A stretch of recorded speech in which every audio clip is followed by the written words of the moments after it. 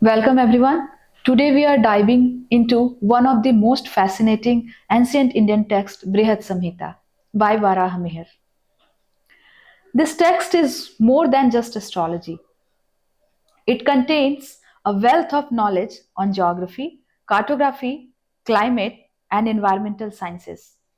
Let's explore how this 6th century work contributed to geographic thought and map making in ancient India. So, what will be the objective of this lecture? Through this lecture, we will uncover how Varahamihir's Brihat Samhita was more than just an astronomical text, it was a groundbreaking work in Indian geography. We will explore ancient mapping techniques, regional classifications, and their influence on later Indian scholars. By the end of this session, you will see how this ancient knowledge continues to inspire and inform modern scientific thought. Now, the question is, who was Varahamihir?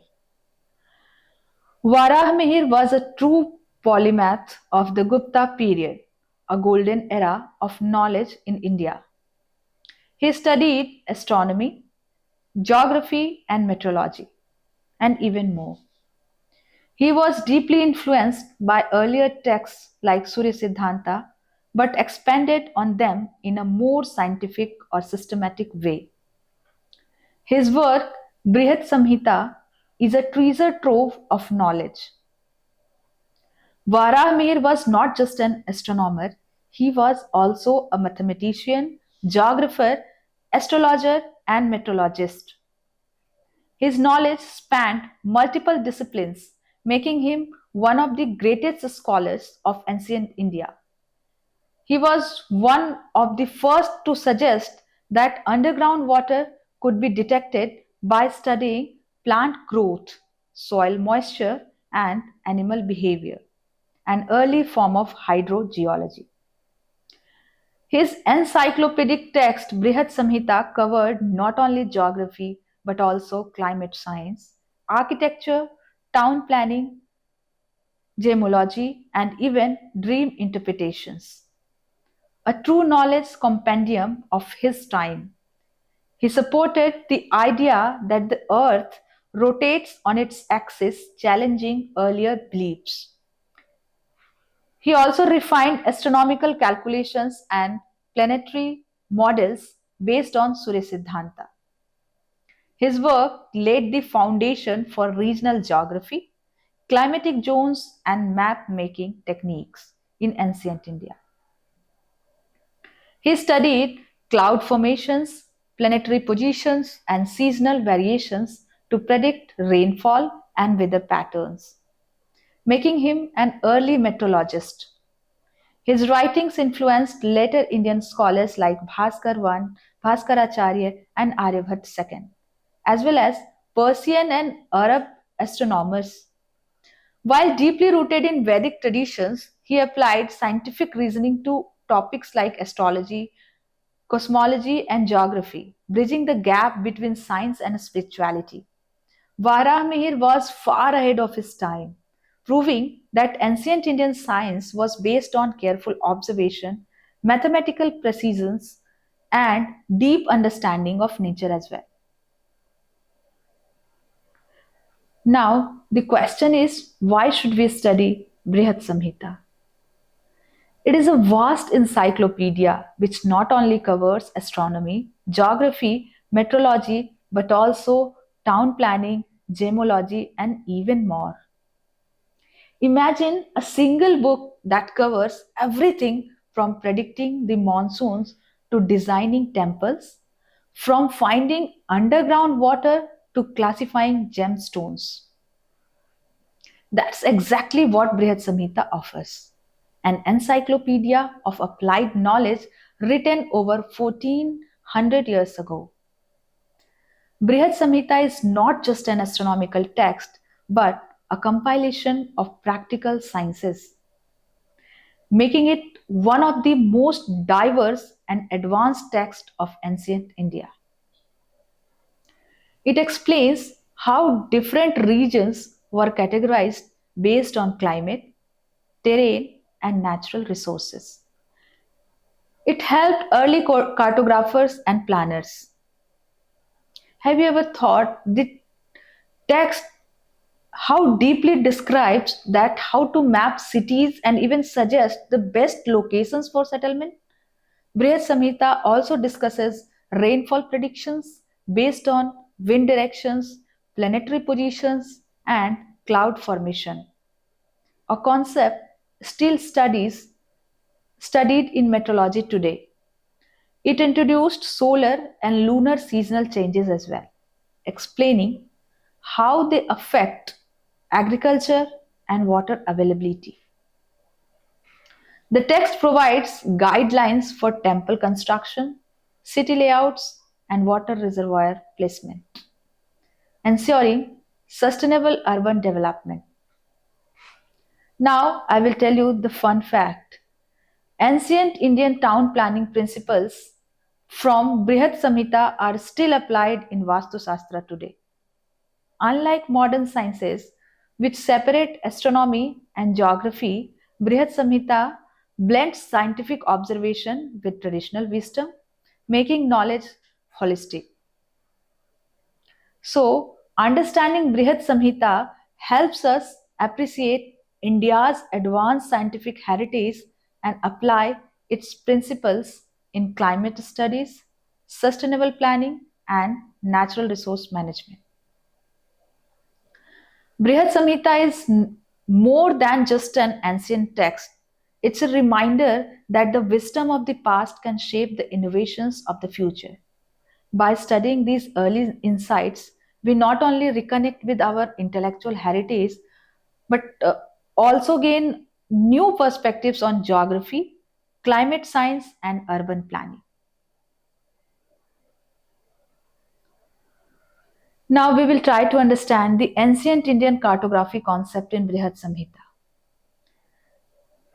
Brihat Samhita describes Jambudvipa, Indian subcontinents, and its divisions. It also mentions cardinal directions. It discusses sacred sites, major rivers, and even important trade routes with the use of latitude and longitude concepts, which is again similar to today's geographical coordinate system. Now imagine standing in ancient India long before GPS or Google Maps. How did people navigate? How did they divide their land?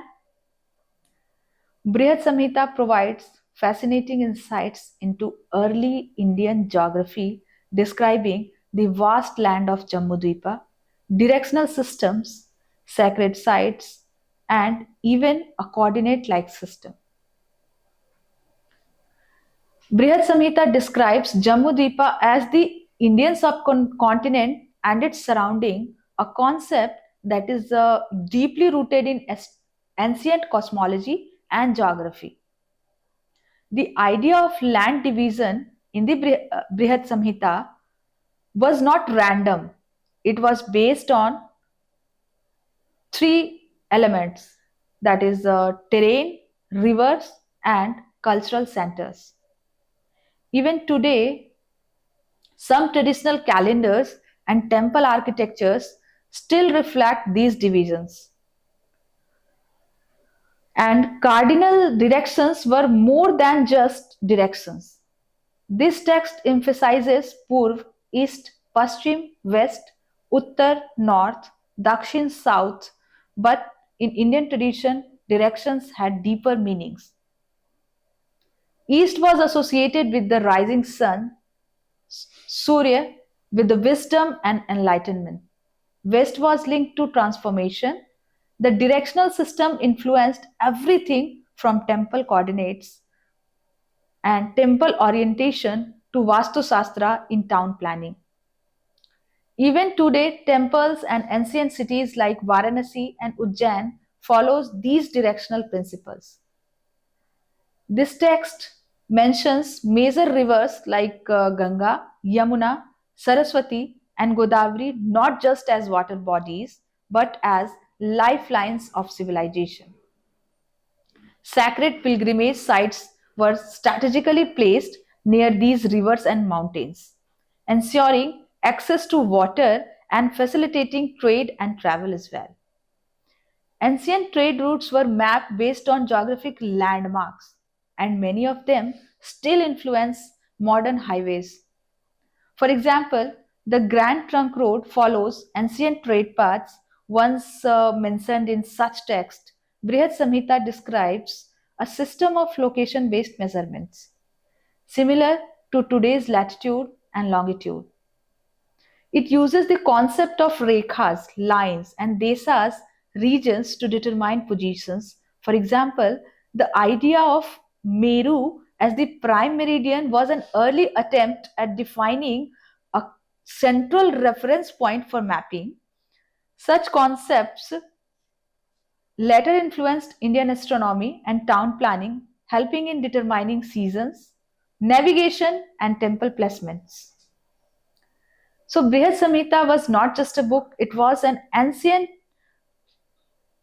geographic guide from mapping sacred places to defining trade routes and even hinting at longitude latitude systems. It shows how deeply geography shaped Indian civilization.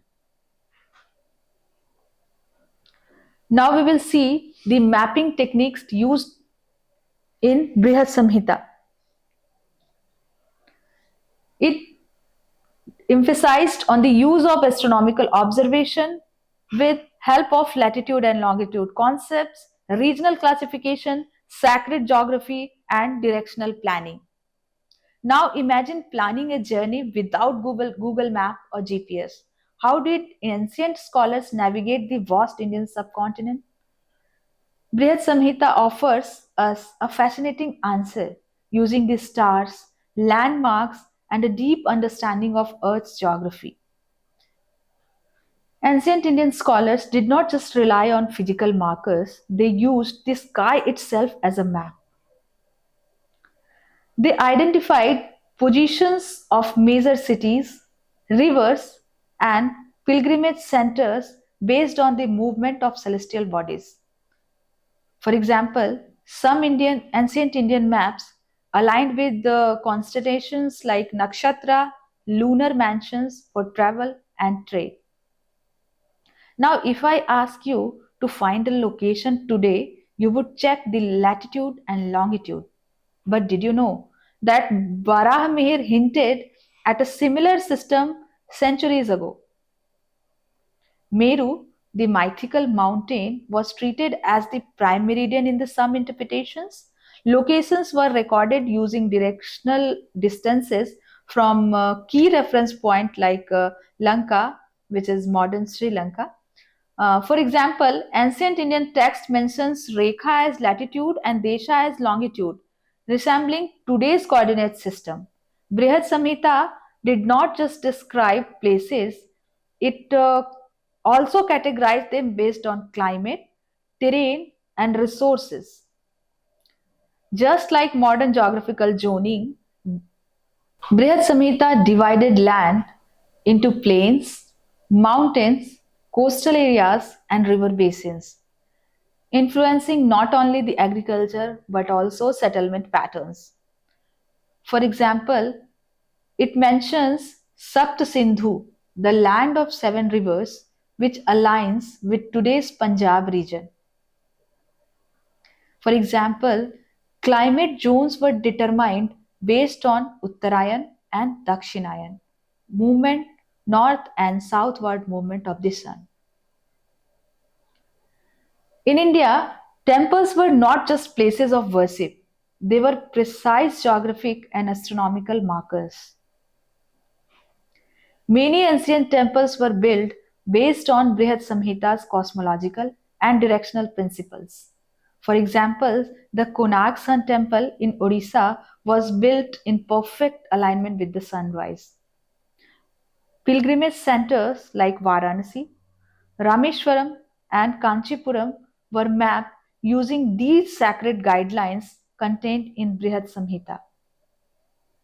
Have you ever thought or wondered why so many ancient Indian cities and forts are perfectly aligned with the cardinal directions? Brihat Samhita emphasizes that the city should be oriented towards the four cardinal directions: Purva, Paschim, Uttar, and Dakshin. Now, we will understand it with an example of city of Jaipur, which was designed using ancient Vastu and directional mapping techniques. Forts and settlements were strategically placed considering wind directions, water resources, and trade routes. Brihat Samhita was more than just an astronomy text. It was also a manual for mapping, town planning, and even environmental awareness. By revisiting these ancient techniques, we can gain valuable insights into sustainable development, navigation, and even modern geospatial science. Now, we will try to understand the concept of regional geography and climatic zones in Varahamihir's Brihat Samhita. Imagine trying to understand the geography of India without modern map or satellite images. How did ancient Indian scholars classify different regions? Brihat Samhita provides a fascinating glimpse into how Varamihir mapped the Indian subcontinent. Varahamihir divided land into distinct geographical zones based on rivers, mountains, forests, and climate. The Himalayas were described as a natural barrier shaping India's weather and monsoon systems. The text mentions Jammu Dwipa, an early conceptual map of the Indian subcontinent and beyond. So, have you ever thought that identified how ancient Indian scholars identified climate zones based on the movement of the sun? This was an early version of modern climatic classification. Uttarayan and Dakshinayan explained how the sun's northward and southward journey influenced seasons. This text also mentions different temperature zones, similar to modern classifications like Köppen's climatic classification. For example, the coastal regions of India were noted for high humidity and rainfall, shaping agriculture and trade. We rely on weather apps today, but imagine predicting rainfall over 1500 years ago. Brihat Samhita provided detailed methods to forecast seasons. Now, have you ever thought about the rain bearing clouds? It was described in the ancient texts like Brihat Samhita.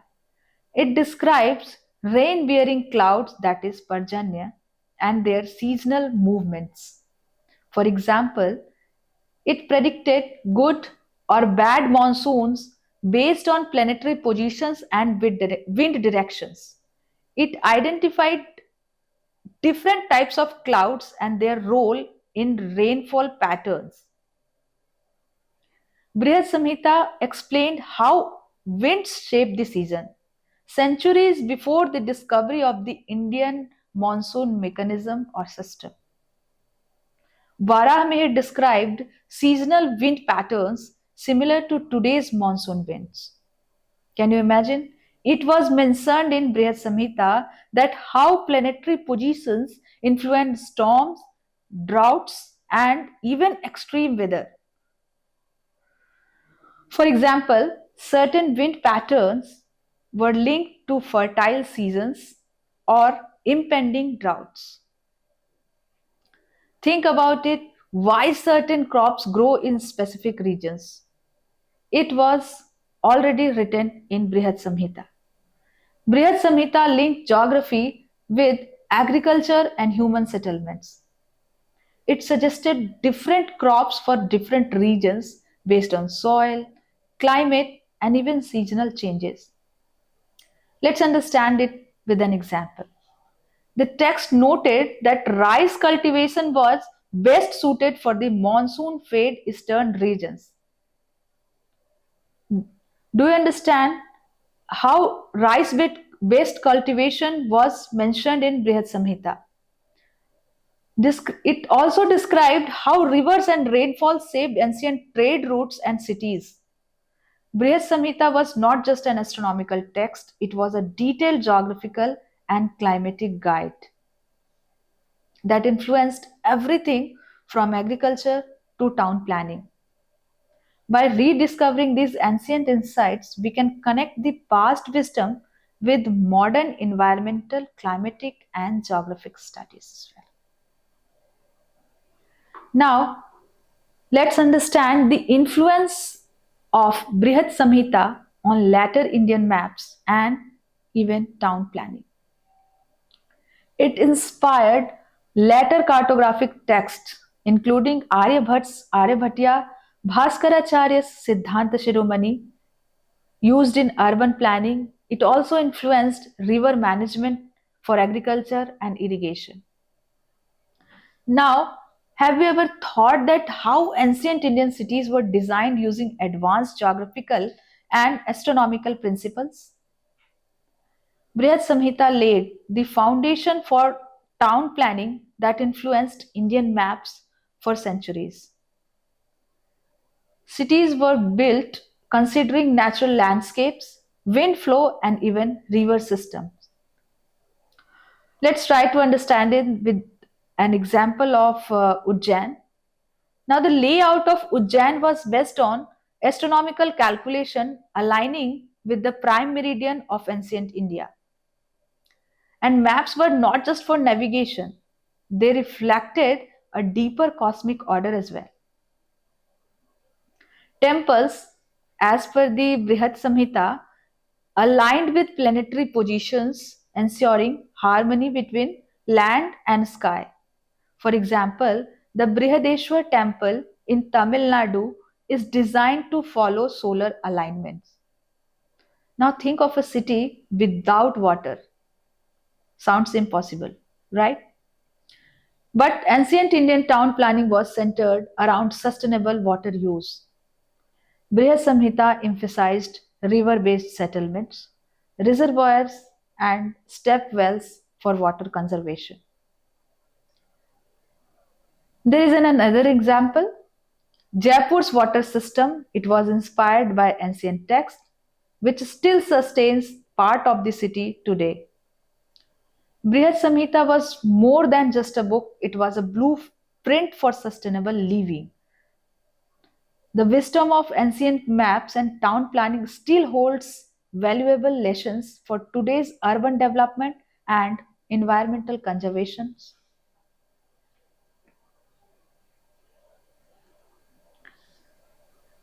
Now let's understand the key takeaways from Brihat Samhita. Brihat Samhita is a pioneering text in Indian geography because it included all the elements to understand the geographic concepts. It introduced mapping, climate zones, and even regional geography. It influenced cartography, urban planning, and water management as well. And Brihat Samhita is not just an ancient text, it's a scientific masterpiece to understand the geographical principles, including mapping, town planning, and even water resource management techniques. The wisdom of the past can still offer lessons for modern geographic concepts, and urban development concepts. Before we conclude, let me leave you with a thought.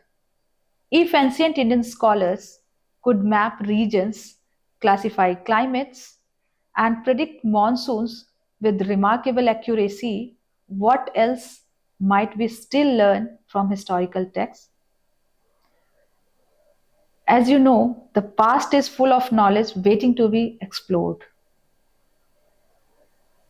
Thank you.